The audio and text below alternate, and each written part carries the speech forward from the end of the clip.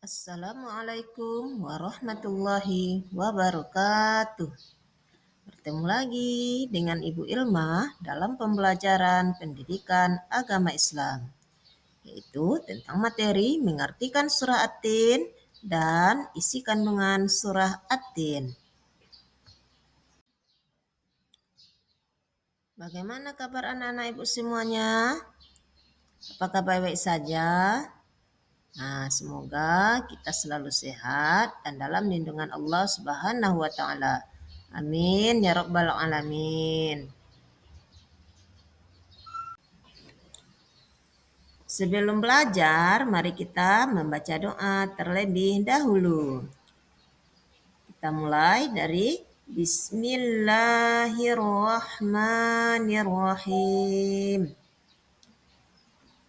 Raditu billahi rabba wa bil islami dina wa bil muhammadin nabiyya wa rasula.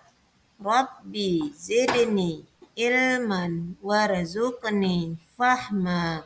Amin.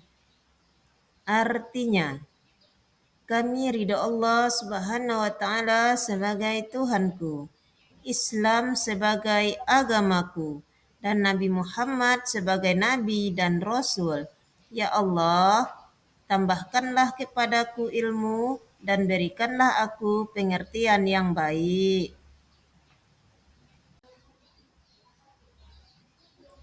Adapun tujuan pembelajaran kita pada pertemuan kali ini yaitu pertama, mengartikan Quran Surat At-Tin sesuai dengan terjemahannya.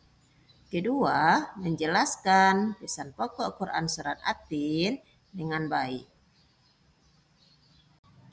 Dalam mengartikan surah dalam Al-Quran, perlu kita mengikuti langkah-langkah berikut ini. Ya, yang pertama itu kita harus mempersiapkan dengan baik, yaitu dengan mengenalkan ayat-ayat Al-Quran secara umum kepada siswa kita. Yang kedua, terjemahan yang sederhana.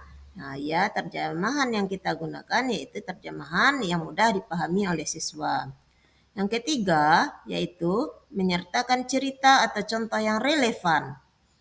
Yang keempat, yaitu gunakan media visual, yaitu seperti video atau gambar. Dan yang terakhir, latihan pengucapan dan hafalan. Sebelum mengartikan surah At-Tin, kita juga harus membaca ayat dari surah At-Tin tersebut. Dan sebelumnya juga kita harus membaca ta'awuz dan basmalah. Ya, kita mulai. A'udzu billahi minasy syaithanir rajim. Bismillahirrahmanirrahim.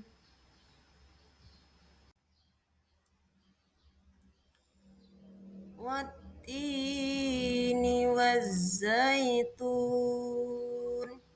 Nah, artinya adalah demi buah tin dan buah zaitun.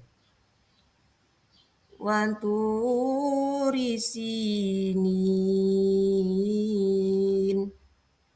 Artinya adalah demi gunung Sinai. Wahadal baladil amin. Dan demi negeri Mekah yang aman ini. Laqad khalaqnal insana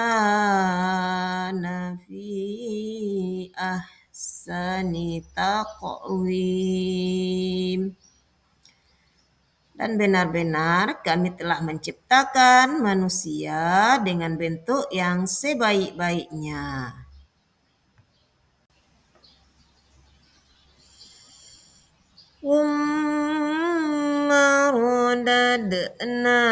Radadnahu asfala safilin. Artinya, kemudian kami mengembalikan dia ke tempat yang serendah-rendahnya. Illalladzina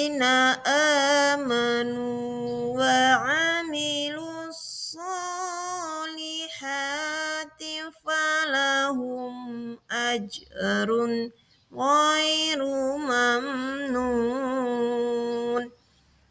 Artinya yaitu kecuali orang-orang yang beriman dan mengerjakan kebajikan, maka mereka akan mendapat pahala yang tiada putus-putusnya. Fama yukazzibuka ba'du biddin. Artinya, maka apa alasanmu, wahai orang-orang kafir, mendustakan hari pembalasan setelah adanya bukti-bukti itu? Alaihissallahu biahkamil hakimin. Artinya, bukankah Allah hakim yang paling adil? Adapun pembelajaran kita yang kedua yaitu tentang pesan pokok surah At-Tin. Pesan pokok surah At-Tin ini kita bahas dari ayat yang pertama. Ayat pertama ini menjelaskan tentang buah tin dan buah zaitun. Buah tin adalah buah yang memiliki banyak manfaat, salah satunya digunakan sebagai obat. Buah zaitun juga memiliki banyak keistimewaan, seperti memiliki kandungan minyak sehingga dapat digunakan di daerah yang kurang memiliki banyak minyak. Buah zaitun banyak terdapat di wilayah Syam, termasuk di dalamnya yaitu daerah Baitul Maqdis, yaitu tempat kelahiran Nabi Isa alaihissalam. Selanjutnya kita lihat kandungan surah At-Tin ayat kedua. Ayat kedua ini yaitu Allah menceritakan tentang Gunung Sinai. Gunung Sinai ini adalah tempat suci ketika Nabi Musa mendapat wahyu pertama kali oleh Allah Subhanahu wa taala, dan dia juga diangkat menjadi seorang rasul. Selanjutnya kita lihat kandungan surah At-Tin ayat ketiga, yaitu menjelaskan tentang kota yang aman. Kota yang aman yang dimaksud di sini adalah kota Mekah. Karena siapapun yang masuk ke dalam kota Mekah akan terjaga keamanan dan keselamatannya. Kota Mekah banyak menyimpan sejarah sejak dari zaman Nabi Ibrahim alaihissalam sampai kepada zaman Nabi Muhammad sallallahu alaihi wasallam. Dan kota Mekah ini juga menjadi tempat kelahiran Nabi kita Muhammad sallallahu alaihi wasallam. Selanjutnya kita lihat kandungan surah At-Tin ayat keempat, yaitu menjelaskan bahwa manusia adalah makhluk yang paling sempurna diciptakan oleh Allah. Allah menciptakan kita manusia disertai dengan akal, jasmani, rohani, dan nafsu. Serta kita berbeda dengan makhluk lainnya, dengan anggota tubuh yang seimbang sehingga memudahkan kita untuk melakukan kegiatan. Dan ciptaan Allah yang lain seperti hewan hanya memiliki jasmani dan nafsu. Jika kita manusia juga mengutamakan nafsu, maka manusia itu akan sama derajatnya seperti hewan. Manusia disertai akal agar dapat membedakan antara yang baik dan yang buruk. Nah, selanjutnya anak-anak ibu kita lihat surat At-Tin ayat 5. Kandungannya yaitu bahwa Allah akan mengembalikan manusia ke tempat yang serendah-rendahnya. Tahukah anak-anak ibu apa itu tempat yang serendah-rendahnya? Ya, yaitu neraka apabila mereka itu keluar dari aturan Allah dan Rasul-Nya. Kita lihat kandungan surah At-Tin ayat ke-6.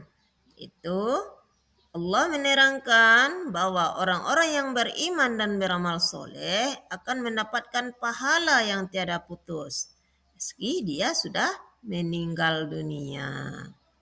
Dan ayat 7 menjelaskan bahwa kelak di hari pembalasan akan ada pembalasan terhadap amal manusia, yaitu manusia dilarang untuk meragukannya karena Allah telah banyak mengirimkan bukti-bukti yang nyata kepada kita sebagai petunjuk. Dan kandungan ayat yang terakhir atau ayat 8 itu Allah menyebutkan bahwa dialah hakim yang sangat adil. Semua yang kita lakukan walaupun sekecil apapun akan diadili nantinya di akhirat kelak. Sampai di sini dulu pembelajaran kita pada pertemuan kali ini. Semoga dengan pembelajaran surah tadi kita dapat memahami, mengambil manfaatnya dalam kehidupan kita sehari-hari. Ibu sudahi dengan Assalamualaikum warahmatullahi wabarakatuh.